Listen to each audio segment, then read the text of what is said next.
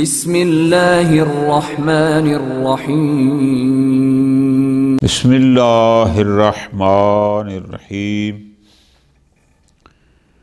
دلیل حب البقاء والخلود۔ بات ہماری چل رہی تھی معاد کی۔ معاد پر مختلف قسم کی دلیلیں دی جا رہی تھیں۔ قرآن مجید سے بھی دلیل دی، قیامت ہے، روایات بھی موجود ہیں۔ ہم نے گزارش کی کہ عقل انسان بھی اسی پر دلالت کرتا ہے کہ معاد کو ہونا چاہیے۔ عدل الہی کا تقاضا بھی یہی ہے کہ معاد کا ہونا ضروری ہے۔ اللہ نے جو قرآن میں وعدے وعید کیے ہیں اور وہ اپنے وعدوں کی خلاف ورزی نہیں کرتا، دلیل الوعد، اس کے وعدوں کا تقاضا یہ ہے کہ معاد ہو۔ ایک آخری دلیل کہ معاد کا ہونا ضروری ہے، یقینی ہے۔ دلیل کیوں معاد ضروری ہے؟ فرماتے ہیں وہ ہے دلیل الحب والخلود۔ بڑی آسان سی بات ہے، تھوڑی سی توجہ کریں گے۔ ہم لوگ اس دنیا میں جتنے بھی ہیں، ہمیں اس بات کا یقین ہے کہ موت آنی ہے، درست؟ ہمیں اس بات کا یقین ہے کہ یہ جو مادی دنیا ہے ایک دفعہ یہ ساری ختم ہو جائے گی۔ دو، اس کے باوجود بھی ہم موت سے ڈرتے ہیں۔ اس کے باوجود بھی ہماری ذاتی خواہش کیا ہے کہ یا اللہ ہمیں لمبی عمر دے، ابھی نہیں، ابھی نہیں، ابھی نہیں، ابھی نہیں۔ یعنی کنفرم ہے کہ اس مادی نظام نے ختم ہو جانا ہے، ٹھیک؟ یقین ہے کہ مرنا ہے، درست؟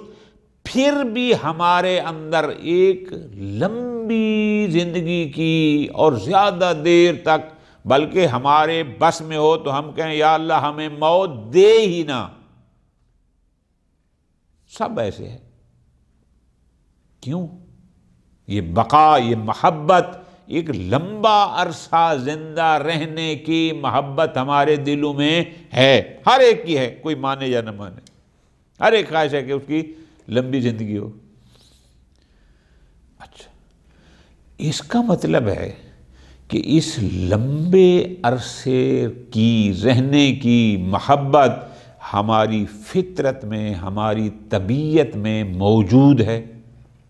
جیسے مثال، کھانا پینا، اس کا ذوق، اس کا شوق، اب یہ ہمارے مزاج میں ہے، ٹھیک؟ تو اس کا مطلب ہے جس خالق اکبر نے ہماری طبیعت میں، ہماری فطرت میں اکل و شرب، کھانے پینے کی خواہشات رکھی ہیں، اسی خالق اکبر نے ہمارے اس مزاج اور ہماری طبیعت میں، ہماری فطرت میں ہمیشہ رہنے کی خواہش کو بھی رکھ دیا ہے۔ ٹھیک ہو گیا، ختم۔ اگلا مرحلہ، جیسا اللہ نے ہمارے اندر، ہماری طبیعت میں کھانے پینے کی خواہش رکھی، آیا اس نے اس خواہش کے پورا ہونے کا انتظام فرمایا یا نہیں فرمایا؟ تو سب کا جواب اس بات میں ہے، جہاں اس نے اکل و شرب کی خواہشات ہمارے اندر رکھیں، ان خواہشات کو پورا کرنے کا انتظام بھی فرمایا۔ یہ بات طے ہو گئی، ٹھیک؟ اب اسی ذات نے ہماری فطرت میں یہ رکھ دیا کہ ہم ہمیشہ رہنا چاہتے ہیں۔ اب جس نے ہماری فطرت میں رکھا ہے وہ کمال مطلق ہے، ایسا نہیں کہ اس سے غلطی سے کوئی ہمارے سافٹ ویئر میں غلطی ہو گئی اور اس نے ایک غلط چیز وہاں فٹ کر دی، ایسا تو نہیں ہے، وہ کمال مطلق ہے۔ تو جس کمال مطلق نے ہماری طبیعت، ہماری فطرت میں ہمیشہ رہنے کی خواہش کو رکھا ہے، یقیناً وہ کمال مطلق ہماری اس خواہش کو بھی پورا فرمائے گا۔ اس لیے کہ جیسے کھانے پینے کی خواہش رکھی اور پورا ہونے کا انتظام فرمایا، تو اس کا انتظام بھی ہوگا۔ لہٰذا ہم تو یہاں سے 50-60 سال کے بعد چلے جاتے ہیں، 40 سال بعد، 30 سال کے بعد موت آ جاتی ہے، جبکہ ہماری خواہش ہوتی ہے او لمبی رہیں۔ تو پس جس ذات نے ہماری طبیعت میں ہمیشہ رکھنے کی خواہش کو خلق فرمایا، لازم ہے کہ وہ اس کا کوئی انتظام بھی کرے۔ تو ہمارا جواب یہ ہے کہ اس نے انتظام کیا ہے۔ وہ کب کیا؟ معاد، کہ ان ابدان کو ان کے ارواح سمیت اٹھایا جائے گا اور پھر ان کو ایک حیات ابدی ملے گی جس کی کوئی انتہا نہ ہوگی، چونکہ جس نے حیات ابدی کی خواہش رکھی وہ اس خواہش کو پورا بھی یقیناً فرمائے گا، اور وہ پوری ہوگی معاد کے ذریعے۔ تو اس لیے ہم کہتے ہیں کہ معاد کا ہونا ضروری ہے، ورنہ ہمارے اندر اس خالق اکبر نے ہمیشہ رہنے کی خواہش تو رکھی، اور اس خواہش کو پورا کرنے کا اگر انتظام نہ کیا ہو تو اس پر نقص لازم آتا ہے، اور یقیناً وہ نقائص سے پاک ہے، وہ کمال مطلق ہے۔ تو پس کمال مطلق کا تقاضا یہ ہے کہ معاد ہو، تاکہ یہ ہماری جو خواہش اس نے ہماری فطرت میں رکھی ہے اس کو عملی جامہ پہنائے، اور وہ ہوگی معاد، کہ جب ہمیں حیات ابدی ملے گی تو جو خواہش رکھی تھی وہ پوری ہو جائے گی، تو اس کے لیے معاد کا ہونا ضروری ہے۔ تو پس اس معاد کو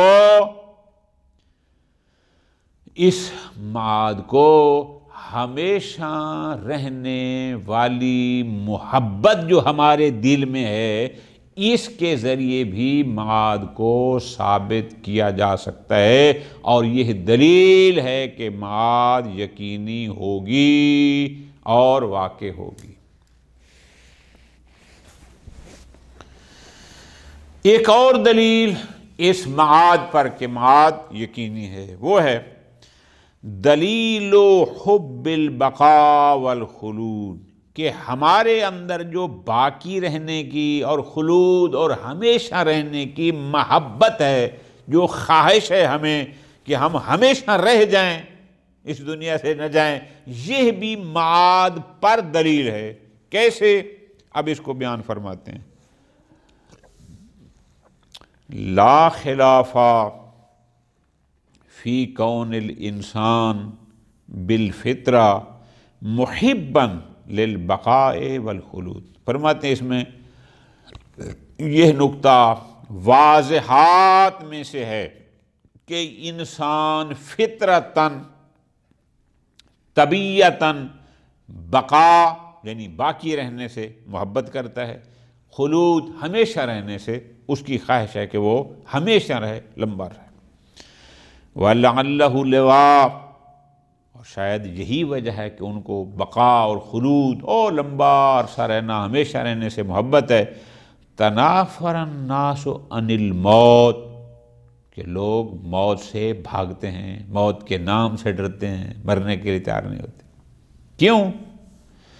لِزَعْمِهِمْ أَنَّهُ فَنَاءٌ، وہ سمجھتے ہیں کہ موت کا مطلب ہے فنا ہو جانا۔ وَمُنَافٍ لِمَحْبُوبِهِمُ الْفِطْرِ، ان کی فطرت میں جو چیز تھی، ان کو جس سے محبت تھی وہ تھی بقا، اور یہ موت اس بقا کے، جو ان کی فطرت میں بقا کی خواہش ہے، وہ اس کے منافی ہے۔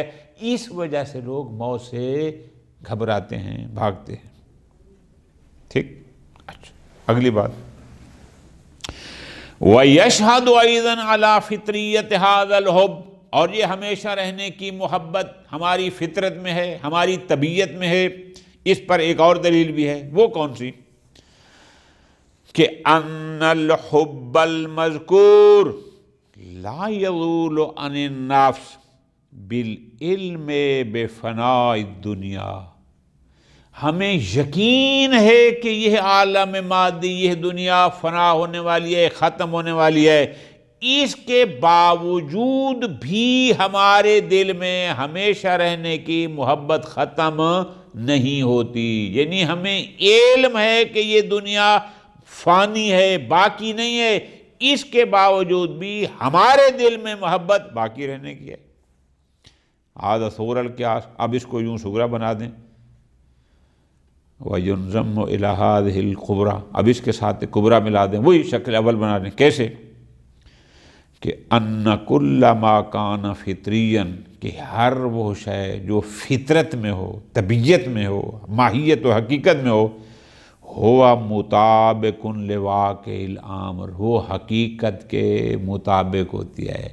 جو چیز فطرت میں ہے وہ واقعی ہے، وہ حقیقی ہے، درست؟ وجہ لأن الفطرۃ، یہ فطرت کس نے بنائی ہے؟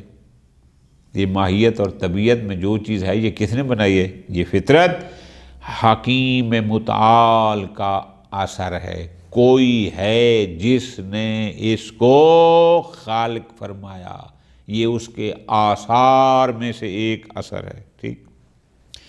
وَلَا يَكُونُ فِعْلُهُ، اور جو فاعل حکیم ہوتا ہے اس کا کوئی فعل لاغو اور عبث نہیں ہوتا۔ پس حکیم کا فعل لاغو نہیں ہوتا، حکیم نے اس فطرت کو خلق فرمایا، اور فطرت میں یہ بات ہے کہ وہ باقی رہنا چاہتا ہے، اور فطرت ہمیشہ مطابق واقع ہوتی ہے۔ پس مثال دے رہے ہیں، کما ان غریزۃ العقل والشرب والنکاح، کھانے کی خواہش، پینے کی خواہش، نکاح کی خواہش، حاکیتن، اب یہ خواہشات حکایت کرتے ہیں، یہ بتاتی ہیں کیا؟ عن وجود ما یصلح للعقل، میرے اندر کھانے کی خواہش بتاتی ہے کہ کوئی شے ہے جس کو کھایا جا سکتا ہے، میرے اندر پینے کی خواہش بتاتی ہے کہ کچھ ہے جسے پیا جا سکتا ہے، میرے اندر نکاح کی خواہش یہ بتاتی ہے کہ کچھ ہے جس سے نکاح کیا جا سکتا ہے۔ پس جیسے یہ ہے، کذالک تشہد ہذہ المحبۃ الفطریہ، یہ فطری محبت بقا کی، کہ میں ہمیشہ رہنا چاہتا ہوں، پر یہ گواہی دیتی ہے کہ ایک اور عالم ایسا ہے جس میں بقا کی صلاحیت ہے، جہاں انسان باقی ہی باقی ہوگا، ابد ہی ابد ہوگا۔ درست ہو گیا؟ یہ واضحات میں سے کیوں؟ جس نے عقل و شرب و نکاح کی خواہش رکھی ہے اسی نے ہی تو میری فطرت میں یہ محبت رکھی ہے کہ میں ہمیشہ رہنا چاہتا ہوں۔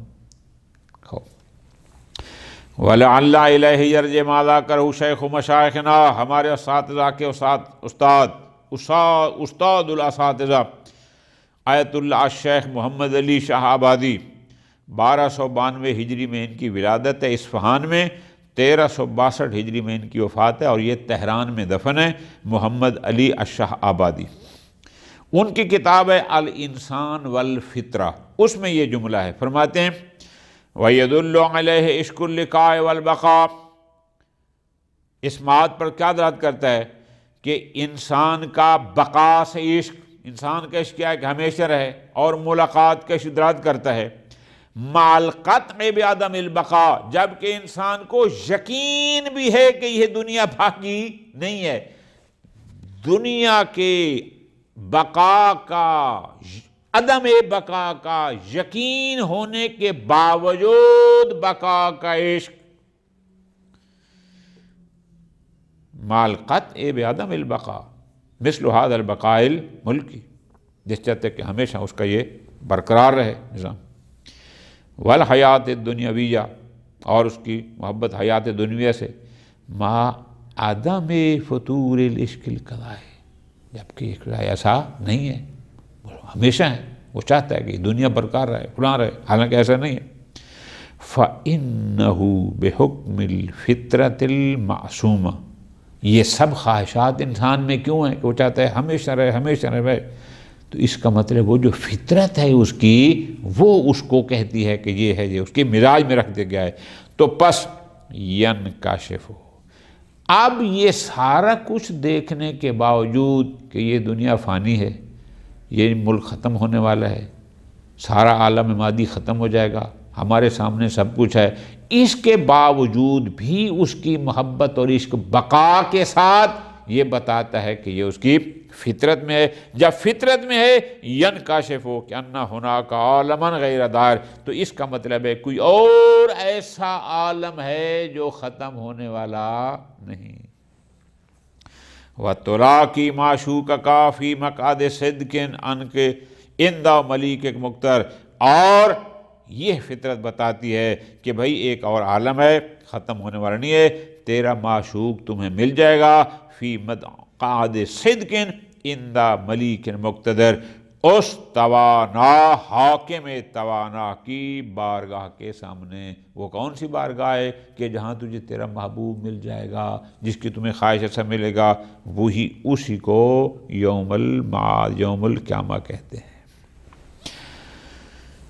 کما ہو کے الاستدلال بھی، اور تقریباً یہی دلیل دی ہے الحکیم المطلع آیت اللہ سید ابو الحسن رفیع، 1315 ہجری میں ان کی وفات ہے، قزوین کے ہیں، اور 1395 میں ان کی وفات ہے۔ ولادت 1315 میں ہے اور وفات 1395 میں، قزوینی ہیں، قم المقدسہ میں تدفین ہے۔ وہ بھی یہی کہتے ہیں وغیرہ من العلام والفحول وکیف کان۔ بہرحال فمحبت البقاء، انسان میں بقا، باقی رہنے کی محبت، آیت وجود الآخرہ، یہ آخرت کے ہونے کی نشانی بھی ہے اور آخرت پر دلیل بھی ہے۔ کیوں؟ وَإِلَّا لازم الخلف اقبال لازم آئے گا کہ اس حکیم مطلق، اس کمال مطلق کی حکمت میں کوئی کمی رہ گئی ہے کہ ہماری فطرت میں بقا کی محبت رکھ دی اور اس کا کوئی انتظام نہیں فرمایا۔ اور دوسری بات کہ ان رحمتہ تعالی تقتضی، اللہ رحیم ہے، اس کی رحمت تقاضا کرتی ہے کیا؟